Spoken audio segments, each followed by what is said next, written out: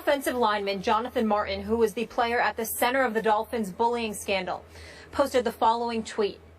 If you don't know, now you know, with an attachment of his life story. Here's a little portion of that statement. Your job leads you to attempt to kill yourself on multiple occasions. Your self-perceived social inadequacy dominates your every waking moment and thought.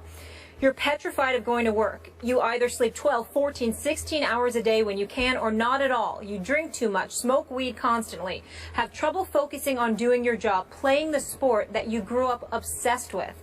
But one day you realize how absurd your current mindset is, that this blank doesn't matter. People don't matter. Money doesn't matter. Fame and notoriety sure as hell don't matter. Nothing matters besides your family, a few close friends, and your own personal happiness. Stephen A., your reactions to this post? Well, it's riveting and kind of sad, because what it speaks to is the fact that he never really had an identity. He grew up completely lost. You're in school and you don't relate to black folks, you don't relate to white folks.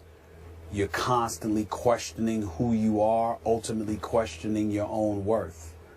And to imagine that as a child you're going through that, it can definitely lead to those thoughts of suicide, etc.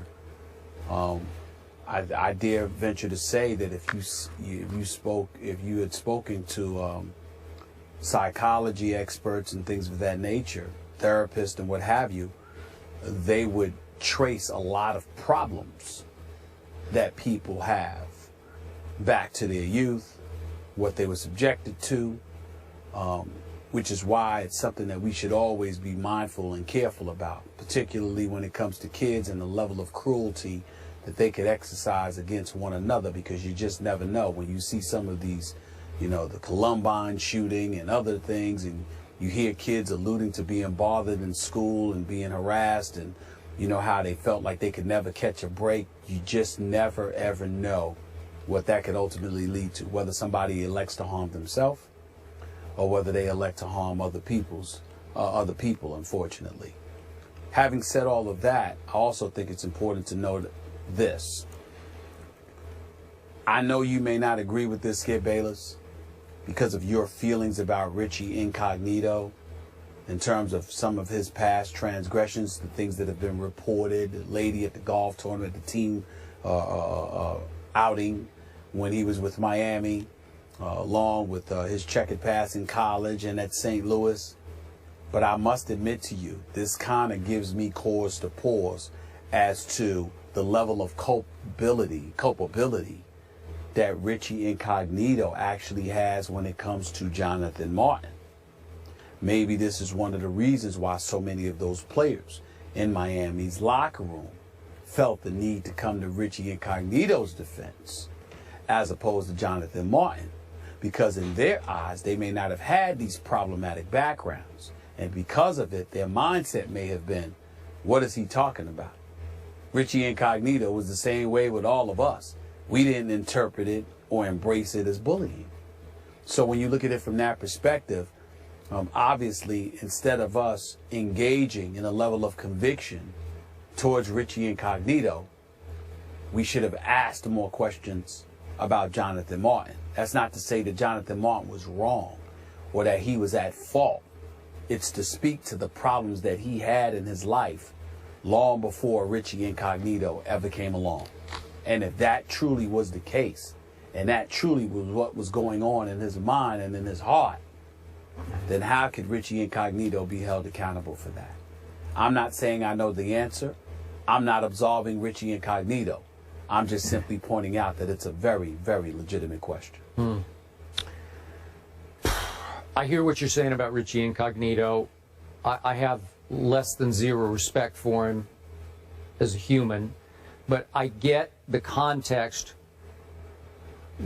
within which you're putting him. I think he was encouraged by members of the coaching staff, members of the front office, to help toughen up Jonathan Martin, to challenge him, not to bully him, just to push him and prod him, and in a locker room vein, toughen him up. And I guess the end game in a football context would have been for Jonathan Martin just to step up one day and deck Richie Incognito. That's what they were hoping, I think, as a staff that would happen. And then he would grow up and become a man in a football sense and a better football player. It was never going to happen. I'm here to tell you that obviously I've covered this game, the NFL game, for a long, long time. And trust me on this, I have known several players, let's say 4 players, who didn't belong in the sport of football. They got socialized into it because they were born with a talent for football, not a violent talent, because they were gentle giants, all 4 of them. I know 2 of them are still in counseling to this day because they balked. They balked against it, and they just kind of got sucked through the vortex of pro football, and they did okay at it. They had their moments of goodness, maybe even greatness occasionally. But are you with me? Sometimes a guy like Jonathan Martin, let's take his case. His father, Harvard grad, professor. Mother, Harvard grad, became a corporate lawyer for Toyota. Grew up just outside L.A. in the Westlake area, Westlake Village, and went to Harvard Westlake. Starts playing football because he's a big guy with great feet and has some athletic ability, and winds up quickly at tackle because that's the position where you need good feet and size, athletic ability. And all of a sudden, he's really good as Jonathan Martin. And all of a sudden, he starts feeling pressure in high school from, I don't know about his parents, but probably extended family pressure, friend pressure, classmate pressure, peer pressure to be a football star, because that's what everybody wants to be. And you got the goods, man. You got the talent. God was good to you. Jonathan's thinking, was he good to me? So he winds up at Stanford, and he continues to excel.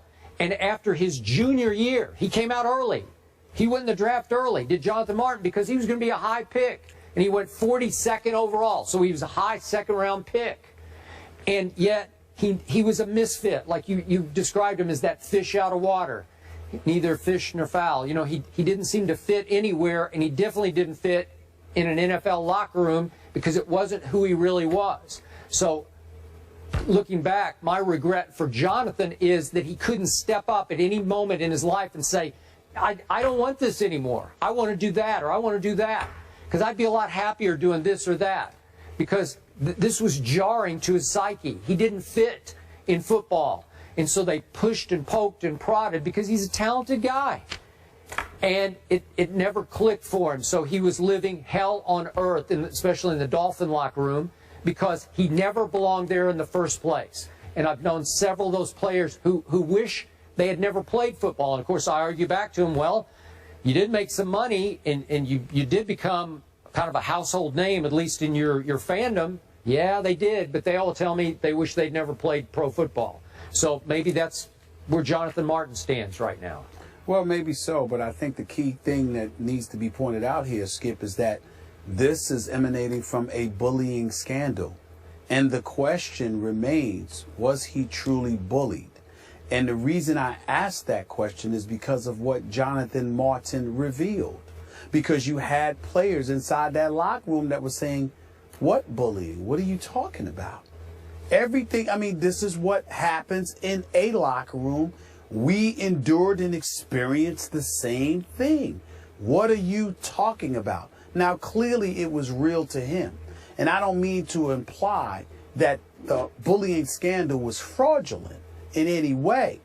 But his interpretation of bullying may be completely and entirely different than what someone else's is.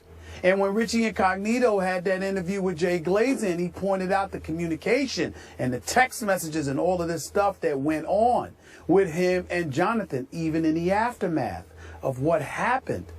I don't know how we ignored that, especially in light of what he's revealed about himself. What he revealed about himself has a lot to do with what he has endured his entire life, long before he ever arrived in an NFL uniform.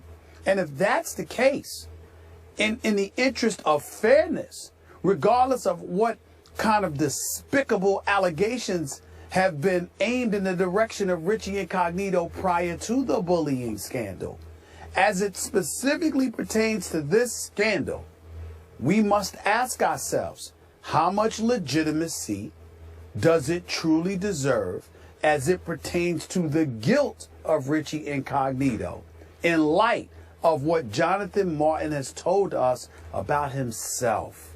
We have, in the interest of fairness, you have to do that with Richie Incognito, because I got to tell you, reading this stuff right here, this seems to me to be a Jonathan Martin issue. It seems to me like Richie Incognito may have very well gotten a raw deal. I have to admit that. That's how this looks. Okay. Based on what Jonathan Martin has described about himself. I'll give you this much. I don't think Richie thought he was bullying Jonathan Martin. I think he thought he was toughening Jonathan Martin in a football context. So, well, listen, if this is the kind of stuff that's going on in every locker room, and Jonathan Martin couldn't handle it because of Jonathan Martin, like he said, I'm not knocking Jonathan Martin. There's a lot of kids out there that need our help, need professional help, need a lot of help, because they don't know how to handle it, because they just don't know, because of what they've been subjected to throughout their life. But that's still not Richie Incognito's problem. That's what resonates with me here.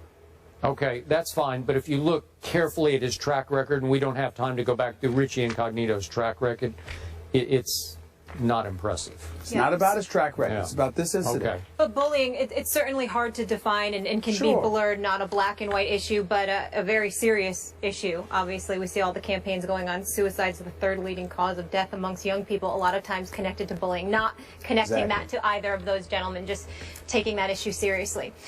We move on to Stephen A's Knicks. They look like they're in for a long season, but are they the team most likely to have the most problems? We'll discuss that after the break.